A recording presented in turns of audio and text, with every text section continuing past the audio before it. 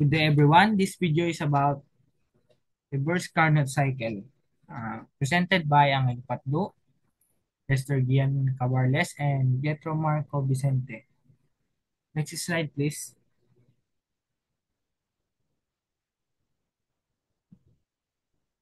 So what is reverse Carnot cycle? Basically, reverse Carnot cycle has the same process in power producing just like the Carnot cycle, but the reverse Carnot cycle operates in a reverse direction or counterclockwise direction. So reversing the Carnot cycle thus reverse the direction of heat and work interaction. A refrigerator or heat pump that operates on the reverse Carnot cycle is called a Carnot refrigerator or a Carnot heat pump. Next, please.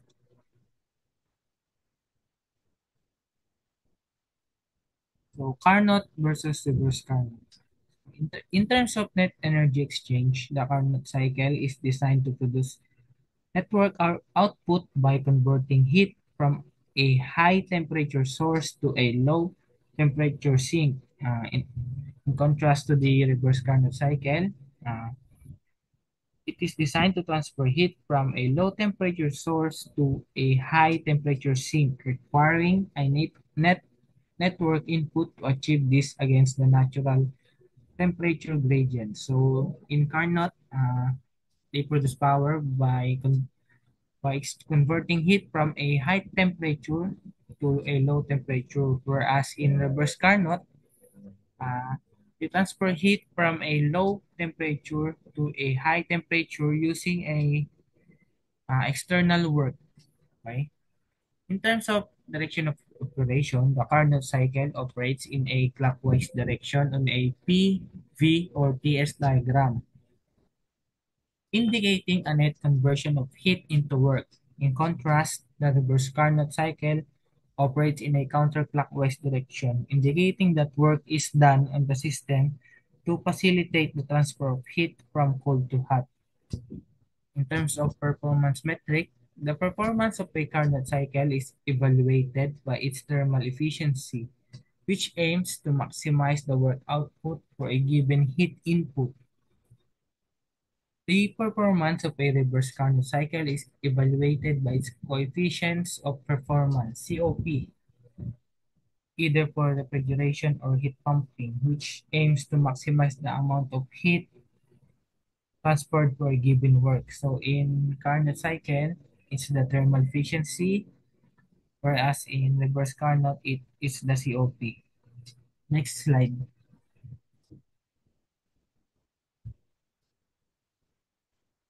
Reverse Carnot cycle principles.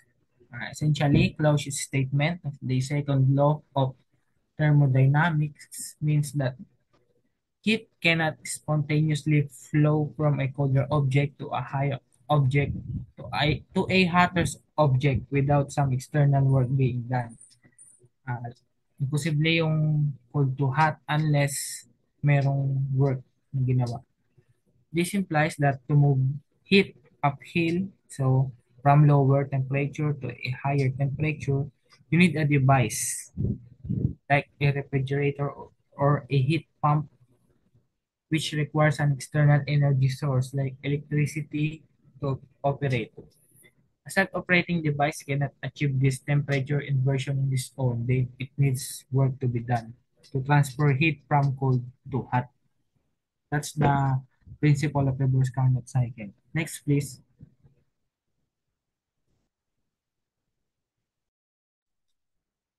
So next is second law of thermodynamic states that any energy that a heat source receives as heat engine cycle is not convertible into mechanical labor. So sinasabi lang dyan na hindi lahat ng energy na natatanggap bilang isang init is kayang gawing mechanical work. Laging may part na hindi pwedeng i-convert. So next is one component of heat is available energy which was transformed into mechanical labor. So ito yung sinasabi lang dito is yung isang bahagi ng heat is tinatawag na available energy. Ito yung energy na kayang i-convert to gamitin bilang mechanical labor or work. Next is yung unavailable energy is what left over the heat that needed to be turned off if the sink or receiver. So, yung unavailable energy naman ay yung natitirang init na hindi nagagamit o kailangan i-release o itapon papunta sa heatsink o yung sa receiver. Next slide, please. So, analysis of reverse Carnot cycle. So, yung unang process natin is yung 1 to 2. Ito yung isentropic compression. So, yung isentropic compression, ito yung walang pagbabago sa entropy. So, kinakompress na lang yung refrigerant para tumaas yung pressure at temperature. So, yung process natin na 2 to 3 o yung isothermal heat rejection na T2 equals to T3 is ito yung constant temperature na habang naglalabas ng init yung nasa surroundings. Tapos yung process na 3 to 4 natin is yung isentropic expansion na S3 equals to S4. Ito yung expansion na walang entropy change. Bumababa ang pressure at temperature. Tapos yung process na 4 to 1 natin na isothermal heat addition na T4 equals to T1. Ito naman yung kumukuha ng init sa environment or yung sa evaporator habang yung temperature niya is constant. So next please. So ito na tayo sa formula. So yung formula natin sa heat added is QA equals TL multiplied by S1 minus S4. So on PV plane naman, QA equals MRT1 ln times B1 over B4. So sa heat rejected naman, QR is equal to TL S2 minus S3. On PB plane, QR equals to MRT1 ln B2 over B3.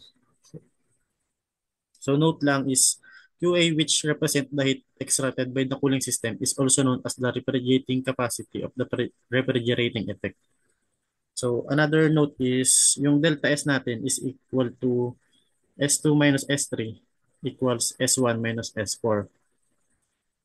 Net cycle work natin o yung tinatawag na work net is equals to QR minus QA.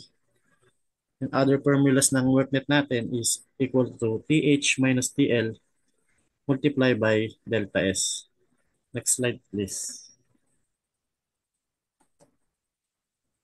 So, coefficient of performance or yung COP na tinatawag. The efficient of refrigerator is measured by its coefficient of performance COP. This COP is calculated by dividing the amount of heat it removes from the cold space its cooling ability QA by the amount of work or work net needed to run it.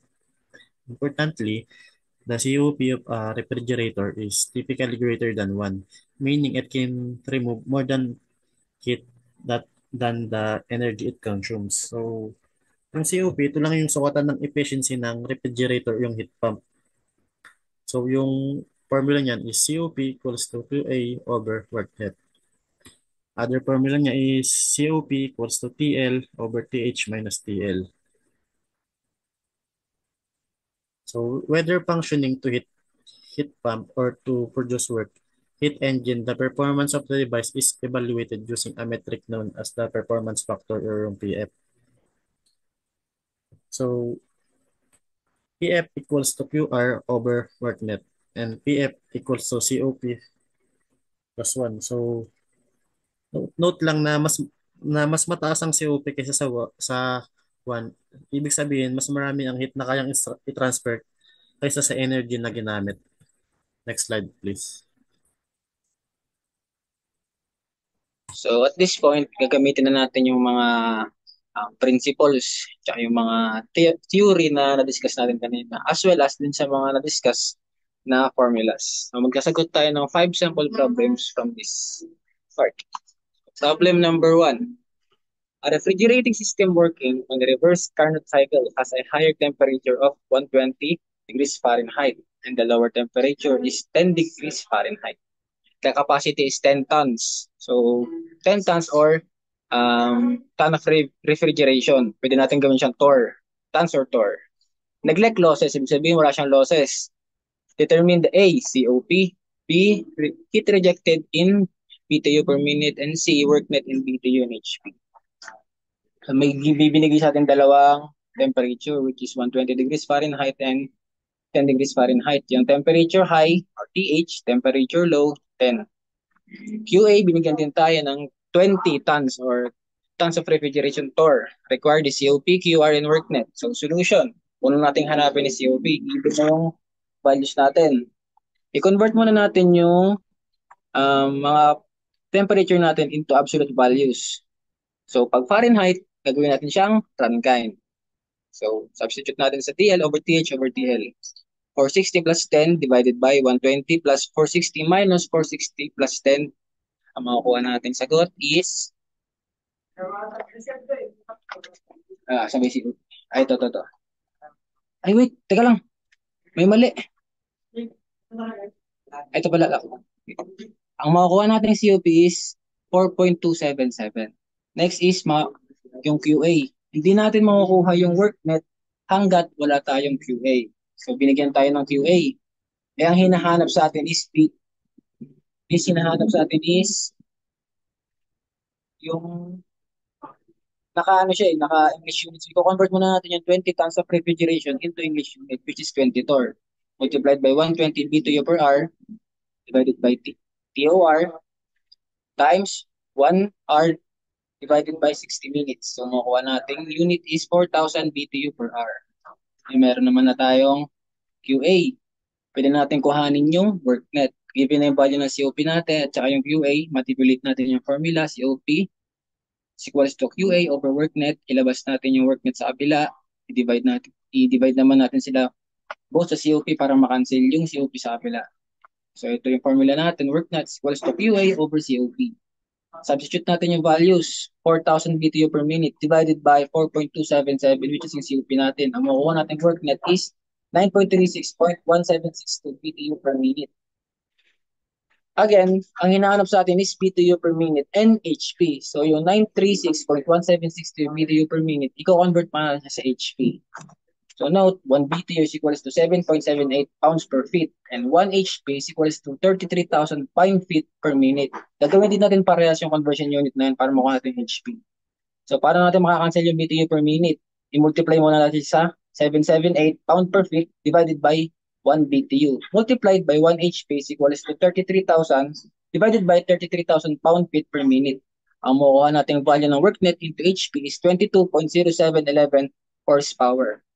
And last na hinahanap sa atin is yung worknet, ay yung QR. Given na yung worknet natin, tsaka yung QA. So ang gagamitin nating value ng worknet is yung naka-BTU per minute. Kasi yung una natin kinonvert na QA is naka-BTU per hour. So na-convert na natin siya. QR is equals to worknet plus QA. 4,000 BTU per hour plus 936.1760 BTU per hour, makuha natin is 4,962.1760 BTU per hour. Next problem naman natin ay ito. A refrigerating system operates on a reverse Carnot cycle. The minimum and maximum temperature are minus 25 degrees Celsius or yung negative degrees. Negative yan pag may nakalagay na minus, and plus 72 degrees Celsius. Positive na value natin respectively. If the heat rejected at the condenser is 6,000 kilojoules per minute, find A, the power input required, and B, tons of refrigeration developed. So may given tayong dalawang temperature. Given din yung heat rejected natin. Yung hinahanap is yung worknet and QA. So first, hanapin muna natin yung QA. So list muna natin yung mga formulas na pwede natin gamitin. Yung worknet is equals to QR minus QA. And QR is equals to TH multiplied by delta S, or delta S equals to QR over temperature high, and QA is equals to temperature low multiplied by delta S. So alin dyan yung pwede natin gamitin para makuha natin yung value ng QA, ay ng QA, tama.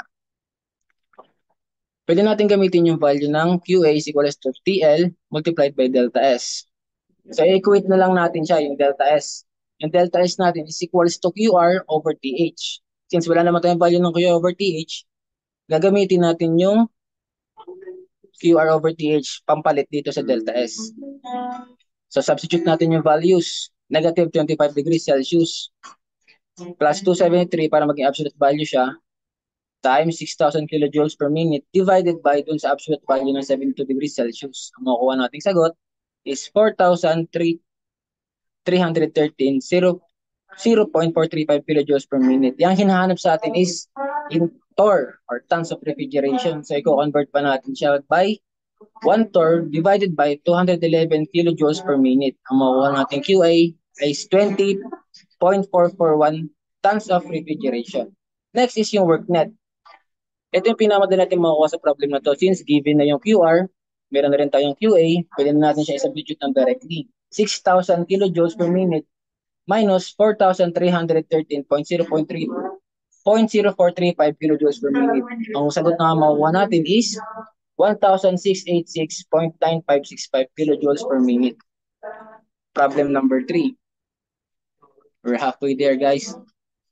The power requirement of a Carnot refrigerator in maintaining a low temperature region is 238.9 Kelvin and 1.1 kilowatt per ton. Find A, COP, B, temperature high, and C, the heat rejected. So, ang hinahanap sa atin is yung COP, yung temperature at high value, at saka yung heat rejected. Given, meron tayong temperature at low temperature, 238.9 Kelvin at work net, which is 1.1 kilowatts. Hinahanap natin. Ang solution natin, pwede natin gamitin yung formula na COP is equals to QA over work net. So, i-manipulate natin siya ng kaunti, ibaba natin yung QA para ma-equate natin siya into 1.1 kilowatt per torr.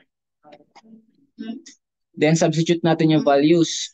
COP is equals to 1 torr multiplied by 3.5 3.516 kilowatts divided by torr, all over 1.1 kilowatt, ang makukuha nating COP is 3.1964. Next is yung temperature at high temperature natin, which is yung TL. COP is equals to TL over TH minus TL. Manipulate natin kung ito yung formula. Iaangat natin itong TH over TL. Tapos ibababa natin itong COP. So, ang magiging itsura niya is TH minus TL over temperature low divided by COP. Ngayon, ihiwalay natin itong TH. So, paano na siya ihiwalay? Ngayon, ililipat natin yung value ng TL sa kabila from negative, magiging positive. Then, ang magiging final formula natin is temperature high is equals to TL divided by COP plus temperature low. Substitute natin yung values. 238.9 Kelvin divided by 3.1964, which is yung COP natin, plus 238.9 Kelvin. Na makuha natin temperature at high value is 313.6403 Kelvins. And last one is yung work net. Meron yung QR. Meron na tayong value ng QA at work net. Isa-substitute na lang natin siya directly. Pwede natin itong shift solve kung ayaw nyo mag-manipulate ng formula. Pero mas maganda kung mas ma-manipulate natin siya kasi mas madali siya. Lipat lang natin yung QR sa kabila, work net sa kabila, QR is equals to work net plus QA. 1.1 kilowatt plus 3.516 kilowatts, makuha natin sa is 4.1616616 kilowatts. Problem number 4. A reverse Carnot cycle is used for refrigeration and rejects 1,000 kilowatts of heat at 340K while receiving heat at 250 Kelvin. Determine the COP, power required in refrigerating effect. So, ang hinahanap sa atin is COP, work net, at saka yung QA. May values na tayo ng dalawang temperature, which is yung 340 at 250 Kelvin, plus yung heat rejected na 1,000 kilowatts. So, sa solution, gamitin natin yung gamit natin formula kanina from the previous problem, which is yung TL all over TH minus TL. Substitute natin yung values, 250 divided by 340 minus 250, makukuha natin COP is 2.7778. Next naman is yung work net. Before pala makuha natin yung work net, kuhanin muna natin yung performance factor. Kasi sa formula ng worknet, QR over PF, lang naman tayong value na binigay sa atin na PF. So, kuhanin muna natin siya gamit ng formula na to. COP plus 1. So, 2.7778 plus 1, obviously, 3.778. Yan yung performance factor natin. So, substitute na natin yung values no? QR over PF para makuha natin yung worknet. 1,000 kilowatts divided by 3.7778. Makukuha natin yung value ng worknet is 264.7043 kilowatts. And lastly is yung yung QA. May value na tayo ng worknet at saka COP.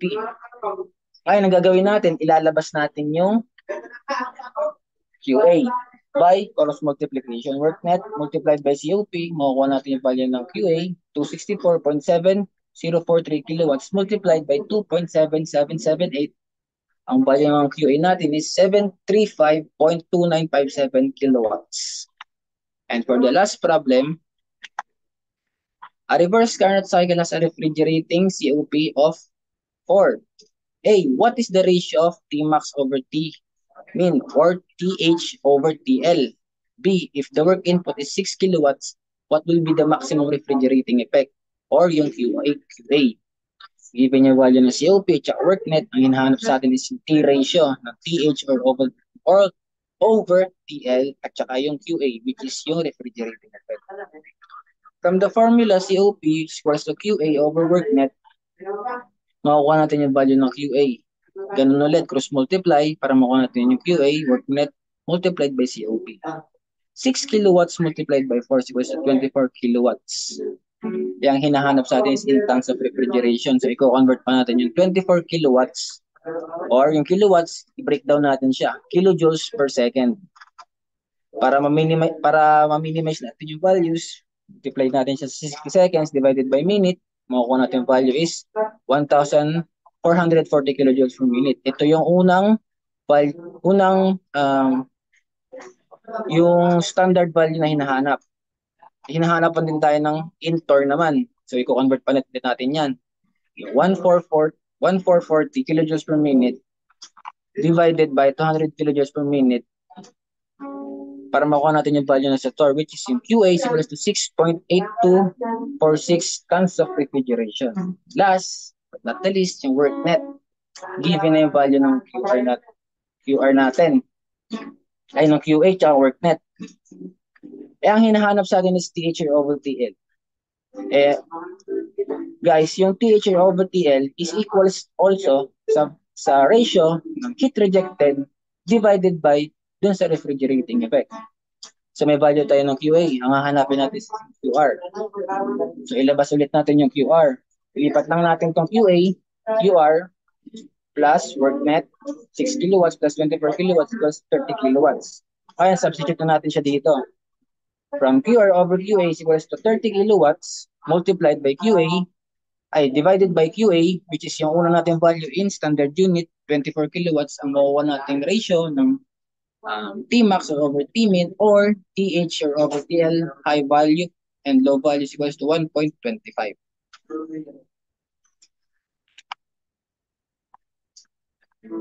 And introduce ko lang po yung reporting team ulit namin, si Vicente Jetro Marco, Pat Angelo, yung leader po namin, and I'm Len Cabarles, tester G.